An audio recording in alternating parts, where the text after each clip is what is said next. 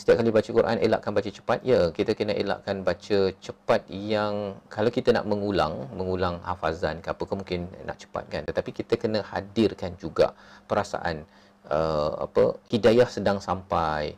Jadi kita kena mohon ampun jika saya tidak buat apa yang disampaikan. Pasal kita tak nak cepat itu sampai hidayah kita baca Quran setiap hari tapi dia tak masuk ke dalam jiwa. Hatikan perasaan hidayah sedang sampai. Okey, betul ya, dengan kita minta ampun kalau saya tak fahamlah hidayah sedang sampai, contohnya kan.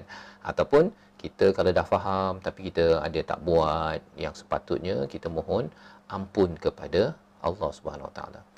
Jadi bila kita baca Quran, sebenarnya dalam itu dah memang ada hidayah. Dah ada mesej dah daripada Allah Subhanahu Wa Taala. Cuma kita kena faham apa yang Allah sedang tegur kepada kita. Tapi satu lagi, hidayah at-taufiq itu datang daripada Allah Subhanahu Wa Taala. Jadi kita belajar ni bayan. Tapi kita doa pada Allah, moga-moga kita terus diberi hidayah at-taufiq, pencerahan itu, dan kemudian kita dimudahkan untuk buat.